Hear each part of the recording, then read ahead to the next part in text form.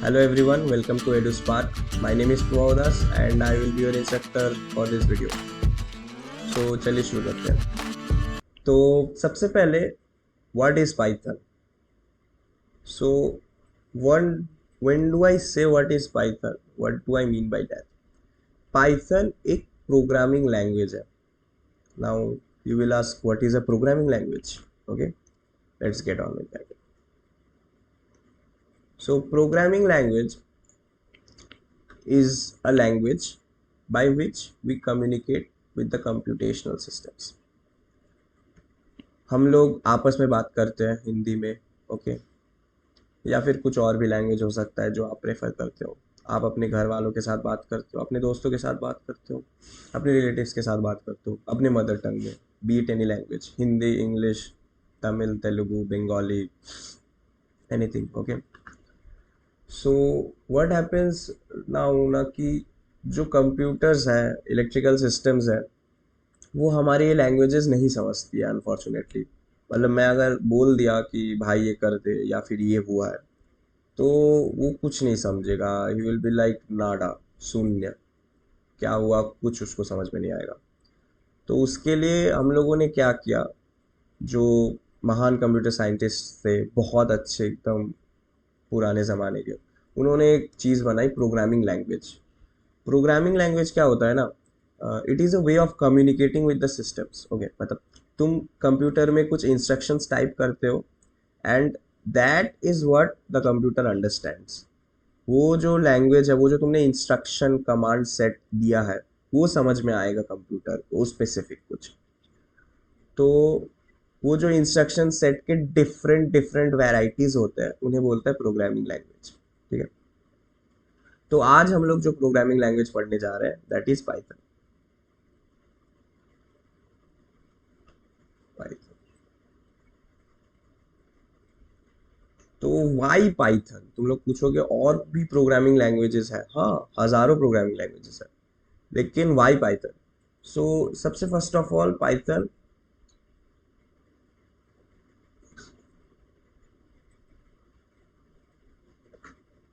Python क्यों? Very easy syntax.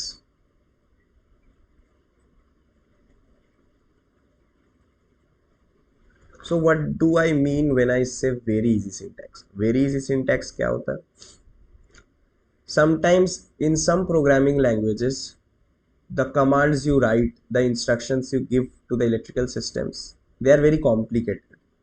कभी कभार कुछ लैंग्वेजेस ऐसे हैं जिनमें आप जो इंस्ट्रक्शंस पास करते हो, ओके, कंप्यूटर को या फिर इलेक्ट्रिकल सिस्टम को, वो काफ़ी कॉम्प्लिकेटेड होते हैं. ओके, बहुत हार्ड होते हैं, कॉम्प्लिकेटेड होते हैं, टाइम कंज्यूमिंग होता है. So but Python has none of that. Okay, Python का सिंटैक्स काफ़ी हद तक इंग्लिश लैंग्वेज जैसा ही है. If you know English, there is a saying actually, if you know English you know Python. मतलब Python is that easy actually. अगर आपको इंग्लिश आती है तो आप डेफिनेटली पाइथन कोड समझ सकते हो. That syntax is that much easy actually.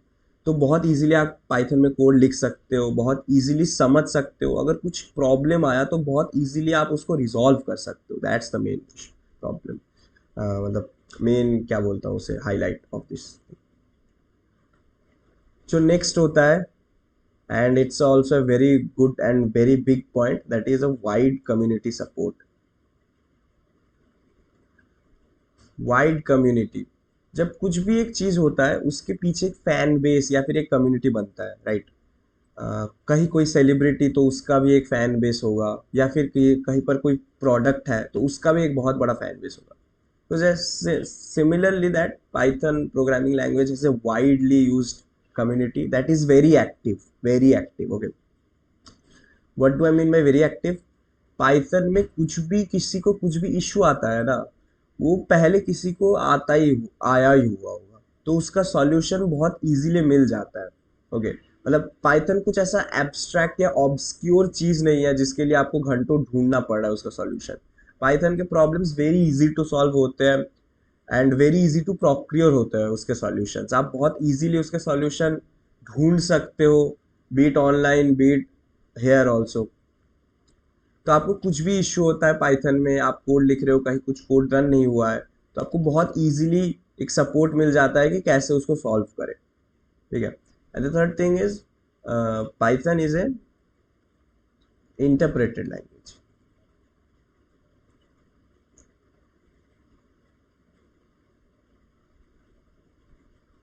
What do I mean by interpreted language? Now interpreted language क्या होता है ना, इंटरप्रेटेड लैंग्वेज होता है ये एक कंप्यूटर स्पेसिफिक टर्म है। इंटरप्रेटेड लैंग्वेज मतलब द जो पाइथन का इंटरप्रेटर है ना, वो डायरेक्टली इंस्ट्रक्शंस को एग्जीक्यूट करता है ना। इससे फायदा क्या होता है?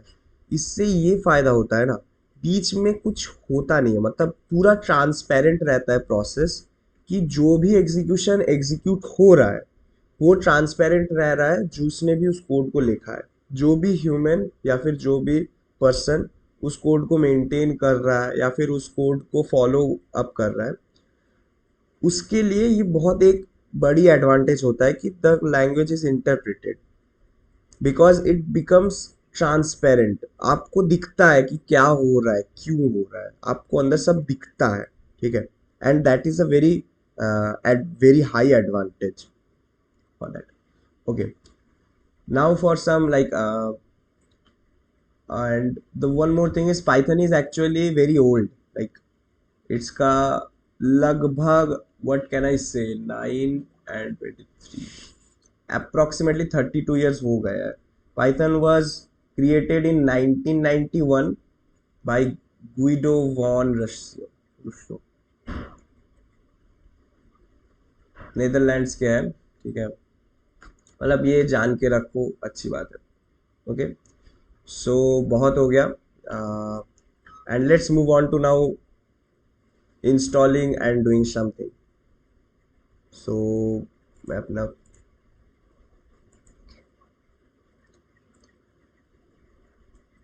आप सबसे पहले गूगल पे जाइए, अपना प्रेफर्ड क्रोम प्रेफर्ड ब्राउज़र पे चाहिए, आप वहाँ पे टाइप कीजिए पाइथन डाउनलोड। ओके, तो आप पाइथन डाउनलोड्स पे जाइए, यहाँ पे डाउनलोड्स पे जाइए, ठीक है। और यहाँ पे जो विंडोज़ वाला ऑप्शन है उस पर, तो यहाँ पे आपको बहुत सारे ऐसे ना इंस्टॉलर मिल जाएंगे। Now what the thing you will be looking for is installer. Installer क्या होता है? वो डायरेक्ट विंडोज़ में इंस्टॉल कर देता है। तो हम लोग करते हैं जो लेटेस्ट वाला 3.12 उस पे जाते हैं, डाउनलोड विंडोज़ इंस्टॉलर। आप देख लेना कि आपका कौन सा आर्किटेक्चर है, 32 बिट या फिर 64 बिट, ये आप अपने कंट्रोल पैनल में जाके देख सकते हो। Okay, Windows installer 64 bit.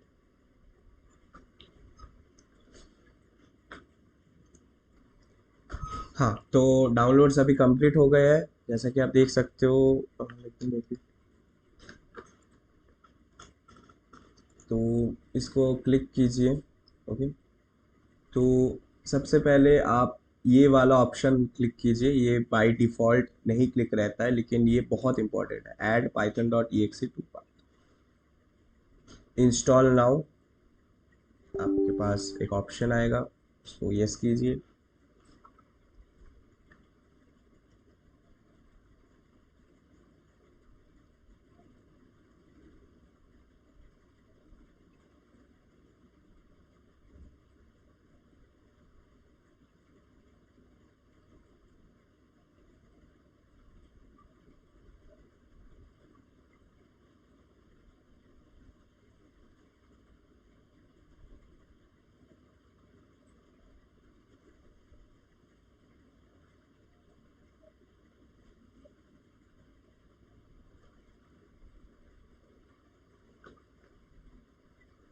तो आपका सेटअप सक्सेसफुल हो गया है, आप इसको क्लोज कर सकते हैं। Now you what you can do is you can open the command prompt. Where can you get that command prompt? cmd run as administration की एडमिनिस्ट्रेटर कीजिए।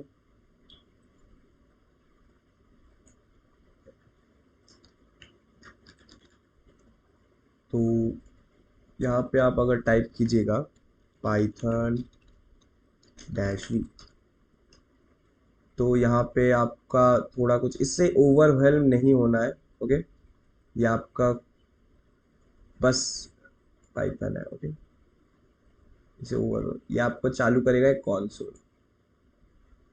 ठीक है, आप यहाँ से, ये आपका एक कॉन्सोल है, इस कॉन्सोल में आप पाइथन कमांड्स दे सकते हो, जैसे कि अगर कुछ भी लिखना हो, ठीक है, आप यहाँ पे हेल्प डाल सकते हो, तो ये आपके हेल्प वाला फोल्डर खोल, हेल्प वाला पिक्चर खोल देगा अगर कुछ हेल्प चाहिए तो।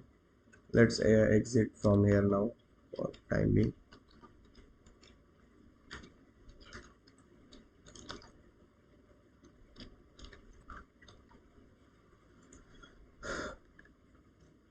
तो डाउनलोड्स हो गया है अभी। अभी लेट्स, एक कोड एडिटर इंस्टॉल करना पड़ेगा आपको इसके लिए। तो जो भी है, मैं विजुअल स्टूडियो कोड यूज़ करता हूँ। विजुअल स्टूडियो कोड ये रहा यहाँ पे। यहाँ पे आप डाउनलोड कीजिएगा, क्लिक कीजिएगा तो आप इंस्टॉल हो जाएंगे। ठीक है, फिर आप विजुअल स्टूडियो कोड को ओपन कीजिए, यहाँ पे एक न्यू फाइल बनाइए। ओके, आपने आप विजुअल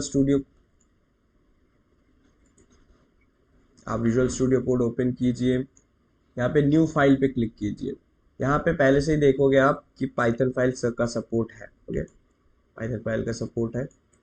आप let's write our first program. Okay, जो पहला आपका प्रोग्राम होगा, आप लिखोगे print, print double apostrophe, okay, hello world. अब इसको आप सेव कीजिए, आप कुछ भी करके सेव कर सकते हो। मैं सेव कर रहा हूँ इसे हेलो। ठीक है, तो हेलो डॉट पाई, अब आप इसको प्रिंट कीजिए, तो पूरा ये सेव हो गया। ये आपका पहला प्रोग्राम है। कंग्रेचुलेशंस। अब आप इसको रन कीजिएगा तो यहाँ राइट में टॉप में एक ऑप्शन रहेगा रन कोड बोल के, इसको आप क्लिक कीजिएगा तो फाइनली ये रन हो गया। एंड जैसा कि आप देख सकते हो आपको आउटपुट मिल गया हेलो वर्ल्ड। अब मतलब आपने पाइथन का जर्नी आपका ऑफिशियली स्टार्ट हो चुका है। ठीक है, तो what does print do? Print जो है, प्रिंट करता है, उसके अंदर आप कुछ भी डालोगे ना तो उसको वो आउटपुट देता है। मतलब ये एक कॉन्सोल होता है जिसके थ्रू आप कंप्यूटर के साथ बातचीत करते हो, यहाँ पे आउटपुट देगा हेलो वर्ल्ड। ठीक है, अभी के लिए आप इतना जानिए, इसके बाद आगे फंक्शंस के बारे में आपको और अच्छे से पता चलेगा। Now let's start our very first chapter, variables. So what is variables?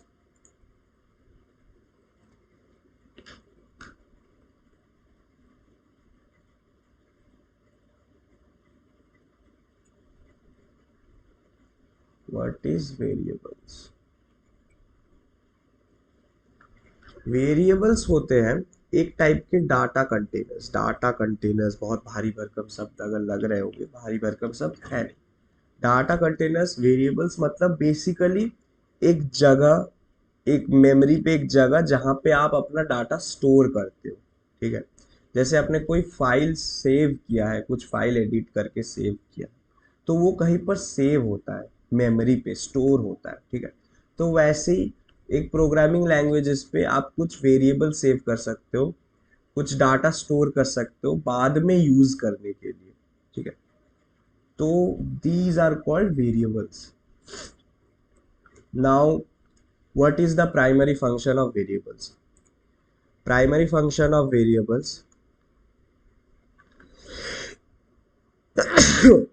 excuse me, primary function of variables वो फैसिलिटेट करते हैं, आपको हेल्प करते हैं प्रोग्राम्स राइट करने में। कुछ भी इंस्ट्रक्शन सेट लिखते हो, हर लैंग्वेज का जैसे ग्रामर होता है ना, वैसे ही ग्रामर होता है प्रोग्रामिंग लैंग्वेज का भी। वहाँ पर एक छोटा सा यूनिट है वेरिएबल्स। वेरिएबल्स डाटा स्टोर करने में मदद करता है। ओके, तो वेरिएबल्स में आते हैं डिफरेंट टाइप्स ऑफ वेरिएबल्स।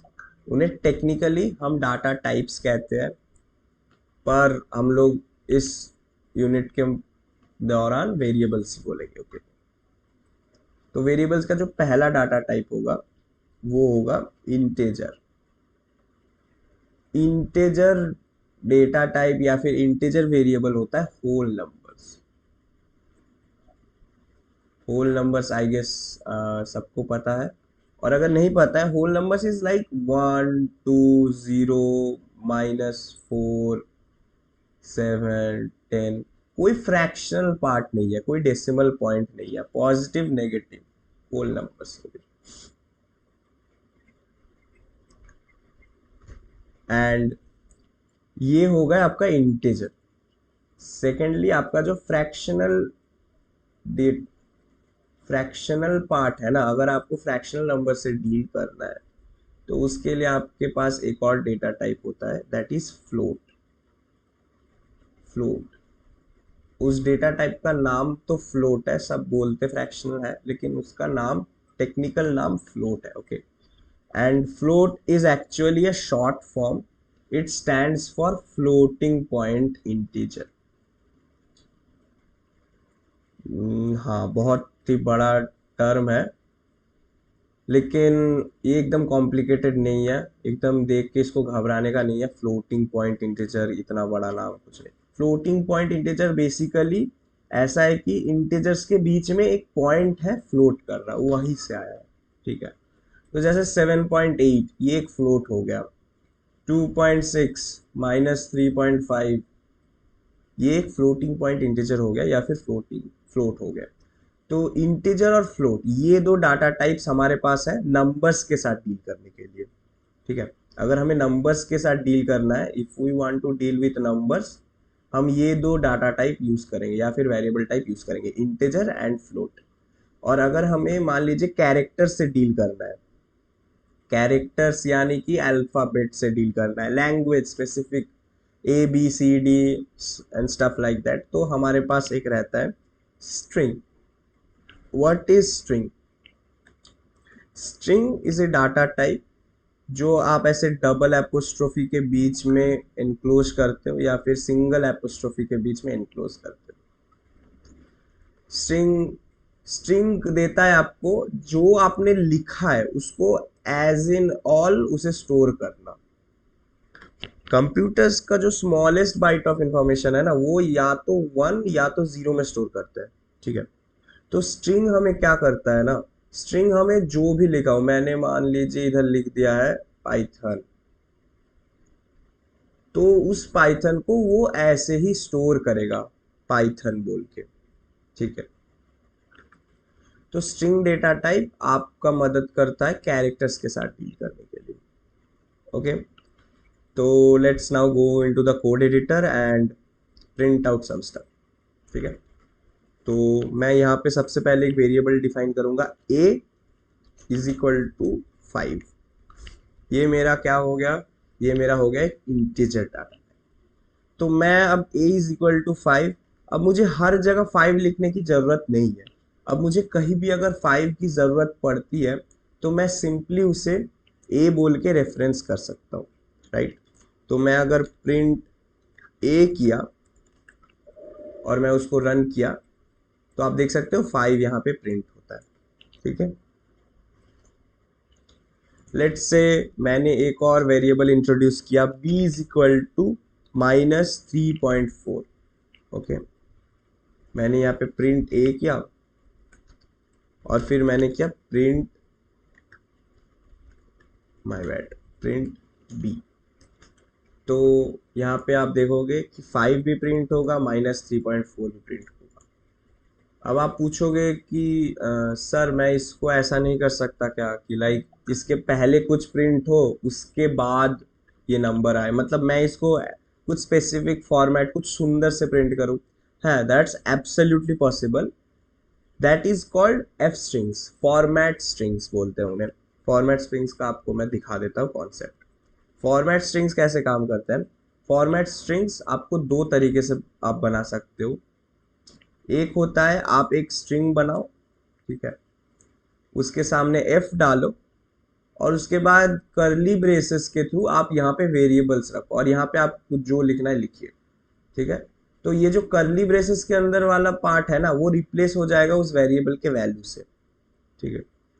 और नहीं तो दूसरा वाला जो पार्ट है आप नॉर्मली डालिए, करली ब्रेसेस डालिए, लेकिन करली ब्रेसेस के अंदर कोई मत डालिए वैल्यू, ठीक है। डॉट फॉर्मेट लिखिए, डॉट फॉर्मेट, फिर इसके अंदर वेरिएबल का नाम लिखिए। मैं इसको आप हमारे एग्जाम्पल के स्पेसिफिक भी समझा देता हूँ। अगर मान लीजिए मुझे प्रिंट करना है a इज इक्वल टू, फिर a का जो वैल्यू है दैट इज 5, अगर ये मुझे प्रिंट करना है तो मैं ये दोनों तरीके से कैसे करूँगा। एक तरीके से करूँगा, मैं प्रिंट करूँगा क्या, f double apostrophe a is equal to curly braces a। यहाँ पे ये वाला a जो है ये एक स्ट्रिंग है, ये एज इट इज जाएगा आउटपुट में, लेकिन करली ब्रेसेस के अंदर जो वाला पार्ट है a, वो है वेरिएबल जो हम लोगों ने पहले डिफाइन किया था, a इज इक्वल टू 5। तो वहां पे a की जगह ना 5 इंट्रोड्यूस हो जाएगा, ठीक है। तो ये आउटपुट देगा आपको a इज इक्वल टू 5। जो दूसरा तरीका है वो है, आप सिंपली कोई f डालने का जरूरत नहीं है, सामने a is equal to curly braces open and close कर दीजिए, इसके अंदर कुछ लिखने का जरूरत ही नहीं है। डॉट फॉर्मेट a, यहां पे क्या होता है, ये जो फॉर्मेट, डॉट फॉर्मेट वाला जो कीवर्ड है, ये क्या करता है, इसके अंदर आपने जो वेरिएबल डाला है a, उसको करली ब्रेसेस के साथ रिप्लेस कर देता है बेसिकली, ठीक है। तो ये दोनों हम इन एक्शन देखते हैं, चलिए।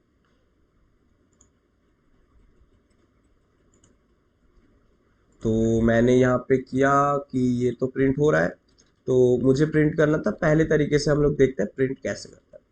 मैंने बोला था f double apostrophe a is equal to curly braces a, और जो दूसरा तरीका है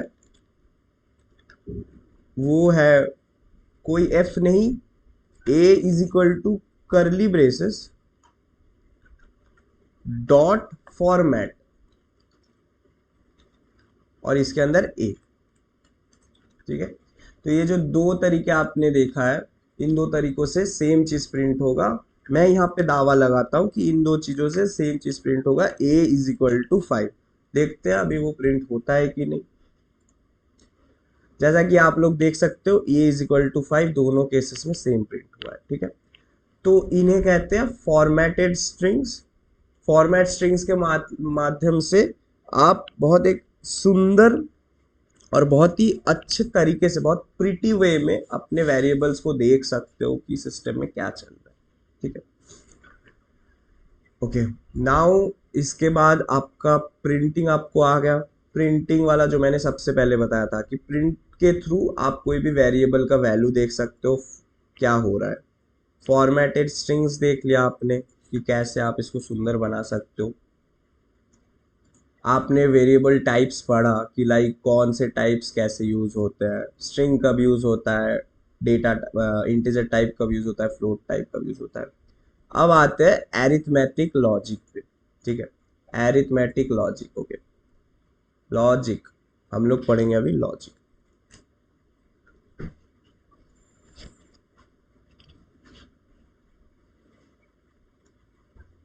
तो एरिथमेटिक जैसे नॉर्मल में आपका एरिथमेटिक होता है, अलजेब्रा होता है, वैसे प्रोग्रामिंग लैंग्वेजेस में भी एक एरिथमेटिक्स का कॉन्सेप्ट है। ओके, एरिथमेटिक्स मतलब क्या, सिंपल मैथमेटिक्स। तो आप यहाँ पे एडिशन कर सकते हो, सब्सट्रैक्शन कर सकते हो, मल्टीप्लिकेशन कर सकते हो, डिवीजन कर सकते हो। आप थोड़े एक्स्ट्रा चीज भी करते हो, लेकिन उसमें हम बाद में आते हैं। तो आप यहाँ पे एडिशन कैसे करोगे, सिंपली आप मान लीजिए आपके पास एक वेरिएबल है a is equal to 5, b is equal to -3.4। आपको चाहिए इन दोनों का समेशन, तो आप लिखोगे c is equal to a plus B, as simple as that. जैसा आप मैथ्स में लिखते हो, रियल लाइफ में लिखते हो, वैसे लिखोगे। आपको अगर इसका माइनस चाहिए सब्सट्रैक्शन, तो a माइनस बी करोगे। आपको मल्टीप्लीकेशन चाहिए तो a स्टार बी चाहिए। मल्टीप्लिकेशन का क्या सीन है, मल्टीप्लिकेशन का मैं बताता हूँ। मल्टीप्लिकेशन का, क्योंकि ये वाला सिंबल आपका जो एक्स वाला है, जो मल्टीप्लिकेशन वाला एक्स है, वो कीबोर्ड पे एग्जिस्ट नहीं करता है। आपके कीबोर्ड में जो एक्स है वो अल्फाबेट वाला एक्स है। तो मल्टीप्लिकेशन के लिए आपको हमेशा ये स्टार जो है, स्टार कहाँ आता है, आपके 8 के ऊपर स्टार वाला जो वो है, वो यूज होता है मल्टीप्लिकेशन के लिए। आपको अगर डिवीजन करना है तो A divides B forward slash. Okay, तो ये चार है। हम लोग देख लेते हैं कि लाइक ये कैसे काम करते हैं और लॉजिक। तो मान लीजिए मुझे प्रिंट करना है ए प्लस बी, तो मुझे सी चाहिए। मैं ऐसे डायरेक्ट प्रिंट करता हूँ फॉर्मेटेड स्ट्रिंग्स यूज करके। तो आप ऐसे लाइव एग्जांपल देख सकते हो कि ए प्लस बी, दोनों साइड दोनों तरीके से ही करेंगे एज यूजुअल हम लोग। ए प्लस बी,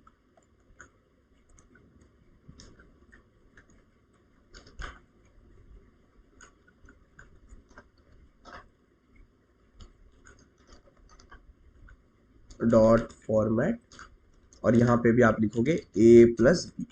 ठीक है, तो यहाँ पे आपका आएगा ए प्लस बी। मैं यहाँ पे दावा करता हूँ क्या आएगा, हैशटैग यहाँ पे आएगा, दोनों केसेस में आएगा A plus B is equal to 5 plus minus 3.4, यानी कि 5 माइनस 3.4 यानी कि 1.6।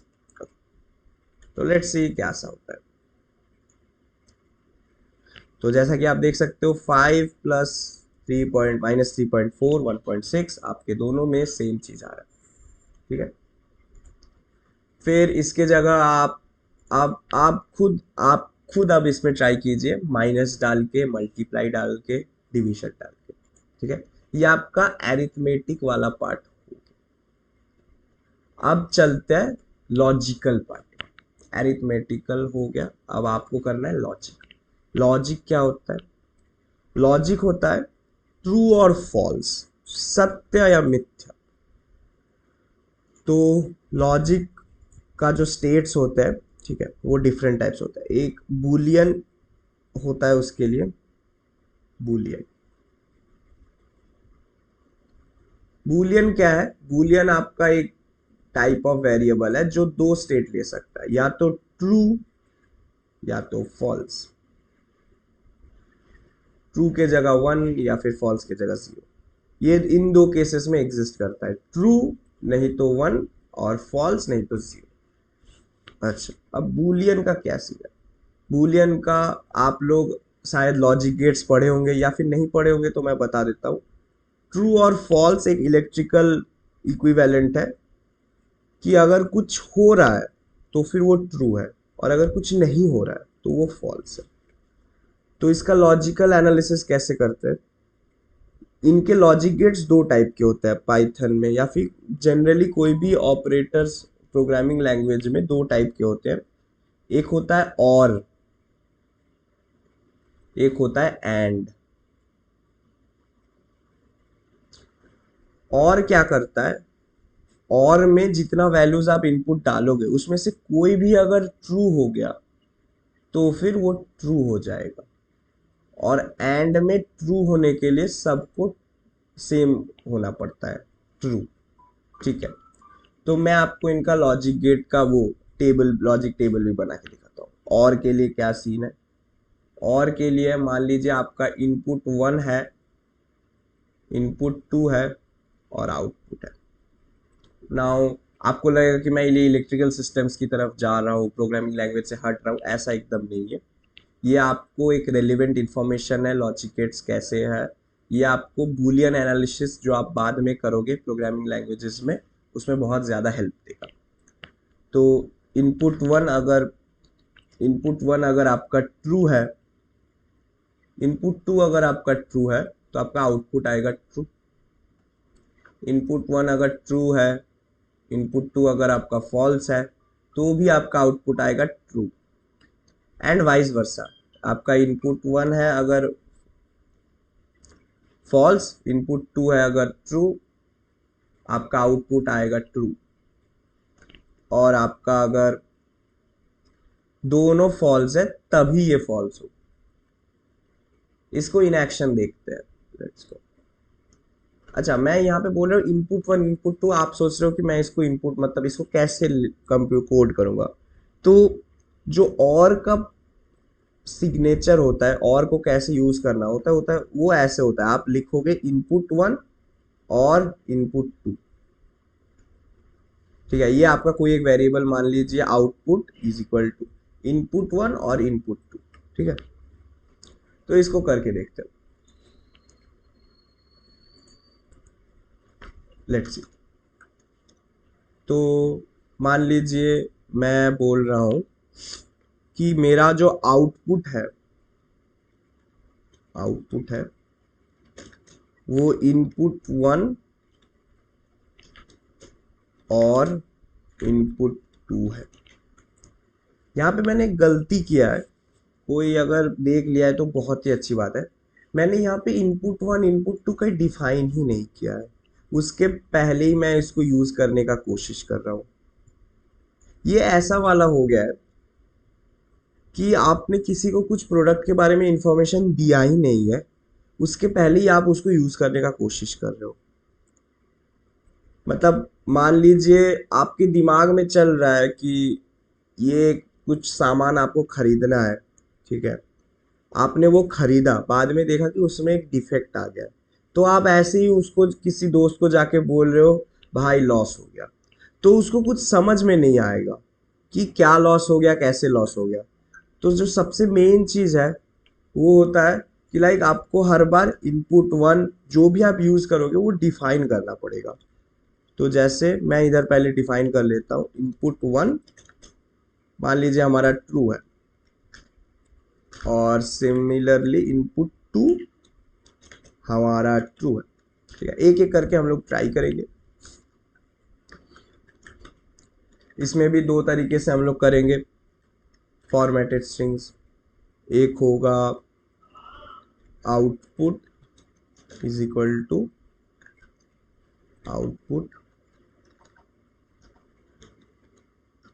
आउटपुट, और जो दूसरा वाला तरीका है कर्ली ब्रेसेस एम्प्टी रहेगा, एक डॉट फॉर्मेट आप यूज करोगे और उसके अंदर वेरिएबल का नाम। तो मेरा इधर दावा है, मैं हर बार की तरह इस बार भी एक दावा डालूंगा कि आपका यहाँ पे जो आउटपुट आएगा वो ऐसे दिखेगा, output is equal to true. Let's see. तो जैसा कि आप लोग देख सकते हो output is equal to true, output is equal to true दोनों केसेस में है।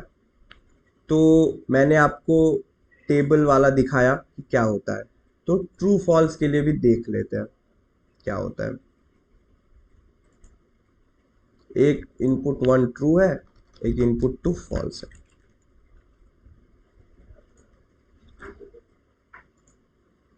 तो जैसा कि आप देख सकते हैं हमारा उस टेबल के मुताबिक वो आउटपुट ट्रू था, तो यहाँ पे भी आउटपुट ट्रू आया है। एक लास्ट वाला चेक कर लेते हैं जहां पे दोनों केसेस फॉल्स है। दोनों केसेस फॉल्स है, तो अगर आप ये रन करोगे तो देखोगे कि आउटपुट फॉल्स आएगा। तो फिर और का हो गया, अब चलते हैं एंड पे। ठीक है, मैं इसको पूरा एक कॉपी पेस्ट मार देता हूँ क्योंकि सिमिलर है काफी। ये हो जाएगा आपका एंड। ठीक है, तो सबसे पहले हम लोग जिससे स्टार्ट कर रहे थे ट्रू, और ये भी होगा आपका ट्रू। तो मैं फिर से इस बार दावा रख रहा हूँ कि आपका जो आउटपुट होगा वो ट्रू होगा। तो लेट्स सी क्या आउटपुट आता है।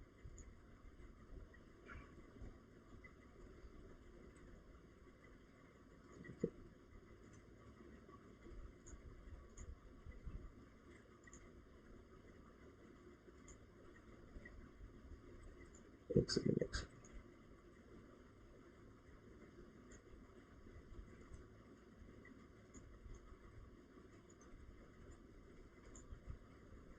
हाँ, कुछ करके वो, तो आप जैसे कि आप देख सकते हो कि ये नीचे वाला जो एंड वाला था वो output is equal to true आ रहा है।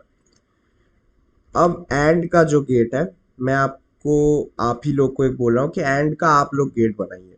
जैसे कि मैं आपको एक ये तरह का देता हूँ, ऐसा एक टेबल बनाइए, input one input two out, ठीक है। एंड का ऐसा होता है, O is equal to I1 and I2। तो वैसे ही आप एक गेट बनाइए। मैं आपको आपका पहला ये देता हूँ कि इनपुट खुद से ट्राई कीजिए, आप बहुत इससे और अच्छा सीख पाओगे।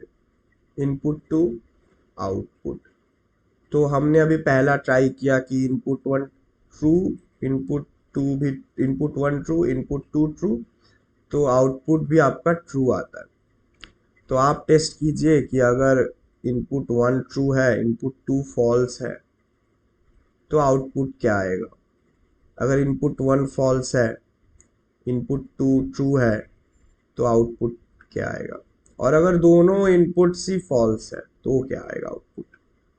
ये आप चेक कीजिए खुद, और खुद एक आउट एंड का टेबल बनाइए, ठीक है। तो आपने अभी तक क्या सीखा होगा। आपने अभी तक वेरिएबल सीख लिया है, आपने अभी तक डेटा टाइप्स सीख लिया है, डेटा टाइप्स को कैसे फॉर्मेट करना होता है सीख लिया है, और आपने अभी पढ़ा Boolean data type, Boolean data types कैसे यूज़ होते हैं, और एंड का गेट एनालिसिस कैसे होता है।